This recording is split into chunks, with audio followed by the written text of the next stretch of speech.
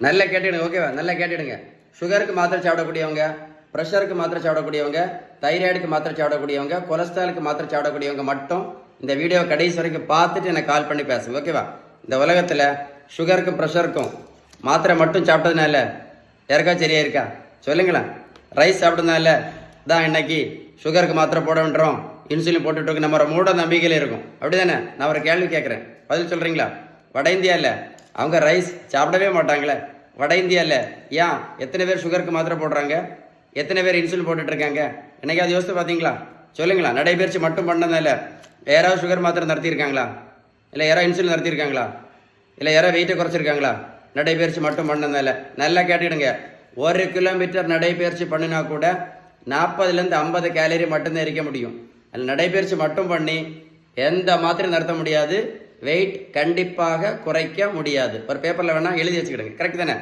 சிறுதானியம் மட்டும் சாப்பிட்டதுனால யாராவது சுகர் மாத்திரை நடத்தினாங்களா? இல்லை யாராவது இன்சுலின் நடத்தினாங்களா?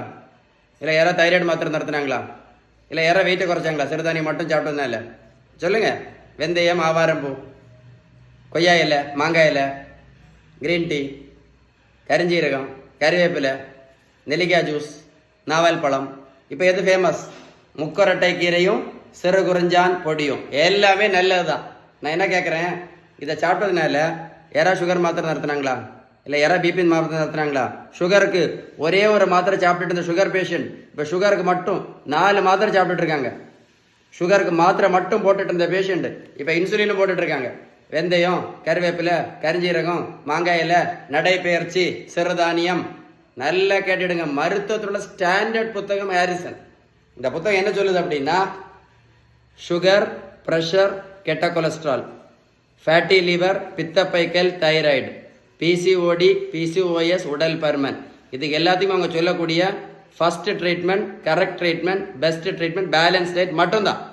ஏன் அப்படின்னா, நீங்கள் பேலன்ஸ் டயட்டு கரெக்டாக ஃபாலோ பண்ணால் மட்டும்தான் நோய்க்கான அடிப்படை காரணம் என்னது? நோய்க்கான அடிப்படை காரணம் இன்சுலின் ரெசிஸ்டன்ஸ் முழுமையாக சரி பண்ணணும்னா என்ன பண்ணணும்? பேலன்ஸ் டயட்டு தான் முக்கியம் அப்படின்னு அந்த புத்தகம் தெளிவாக சொல்லுது. பேலன்ஸ் டயட்டை பற்றி ஏதாவது சந்தேகம் இருந்தால் கண்டிப்பாக இந்த நம்பரில் கால் பண்ணி பேசுங்க. நீங்கள் பேலன்ஸ் டயட் கடைபிடிக்கலன்னு வைங்களேன், நீங்கள் சாப்பிட்டுட்டு கூட மாத்திரையை இன்னும் 50 வருஷம் சாப்பிட்டாலும் சரி, 50 வருஷம் இன்சுலின் போட்டாலும் சரி, நோய் முழுமையாக சரி ஆகாது அப்படின்னு அந்த புத்தகம் தெளிவாக சொல்லுது. ஏன் அப்படின்னா, நீங்கள் நோய்க்கான அடிப்படை காரணத்தை என்ன பண்ணல, சரி பண்ணல. இதை சரி பண்ணணும், என்ன பண்ணணும்?